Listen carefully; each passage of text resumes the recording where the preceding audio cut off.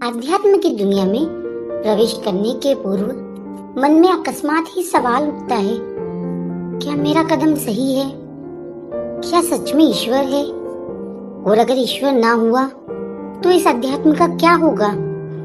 इन्हीं सवालों के साथ स्वागत है आपका।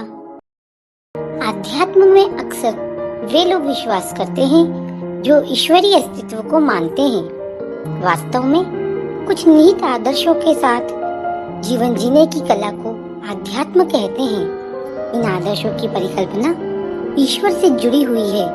आध्यात्म में प्रवेश करने वाले व्यक्ति इन्हीं आदर्शों के सहारे जीते हैं और जो लोग इन आदर्शों को नहीं मानते वे अक्सर उनका मजाक उड़ाते हैं और कहते हैं, अरे मौज मस्ती में जियो, किन आदर्शों में पड़े हो? ये सब आदर्श सब ईमानदारी धरी की धरी रह जाएंगी यहीं। अरे जब मर गए और पता चला कि ईश्वर है ही नहीं तो क्या करोगे? बहुत पछताओगे। जब भी कभी ऐसा कोई मुझे कहता है तो मैं मन ही मन बहुत हंसती हूँ और कहती हूँ, आज सारे आदर्शों को खोकर जितना चाहा उतना बुराइयों को ओढ़ लिया, जितना चाहा उतने पाप कर लिए और मर गए। मरने के बाद पता चला ईश्वर है तो सोचो क्या होगा? दोनों ही चांस 50-50 है कि ईश्वर है या नहीं। जीवन के उस पार क्या है कोई नहीं जानता। लगता है ईश्वर को मानना है और ना मानना है, दोनों ही अलग अलग आस्था है और आस्था पर बहस नहीं होती। फिर भी धर्म आध्यात्म को धर्म और ईश्वर से जोड़कर देखने वाले और ईश्वर को ना मानने वाले दोनों ही प्रकार के लोगों की कमी इस संसार में नहीं है। मैं यहाँ नास्तिक लोगों को आस्तिक बनाने की बात करने नहीं आई, क्योंकि मुझे लगता है आस्था किसी भी प्रकार की बहस का विषय हो ही नहीं सकता। आस्था मनुष्य के मस्तिष्क का वह मुकाम है जहाँ कोई प्रमाण काम नहीं करता। अगर मनुष्य नास्तिक है तो उसे कितने ही प्रमाण दे दो, वह अपने कुतर्क से उन प्रमाणों को तोड़ ही देगा।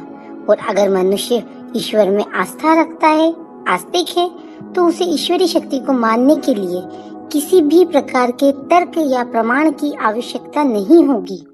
बस मैं इतना जानती हूँ, जब नास्तिक से नास्तिक व्यक्ति भी किसी ऐसी विषम परिस्थिति में फंस जाता है जहाँ से उसका निकलना मुमकिन ना हो, तो अनायास ही उसका मन उस पराशक्ति को पुकारने लगता है सहायता हेतु। ये जो पराशक्ति है यही तो भगवान है। इसे चाहे आप जिस रूप में पुकार लो, ईश्वर, जीसस, अल्लाह, यही पराशक्ति ईश्वरी शक्ति है।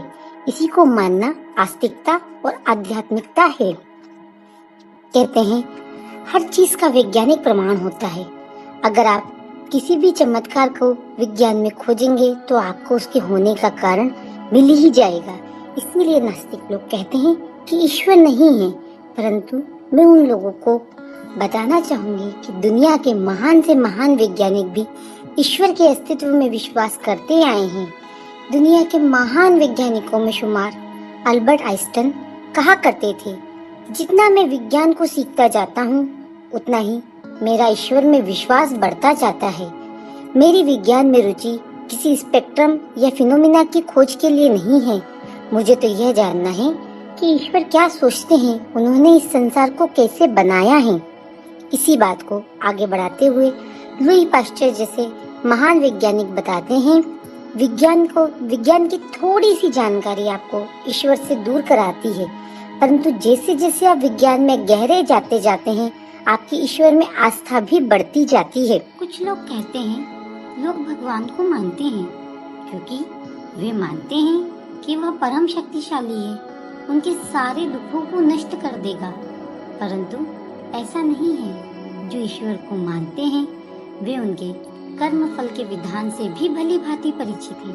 वे जानते हैं कि सुख और दुख उनके ही किए कर्मों का फल है।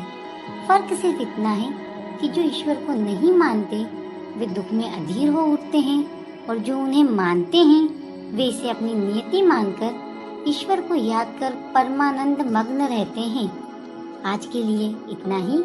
फिर मिलते हैं किसी नए अध्याय के साथ। धन्यवाद।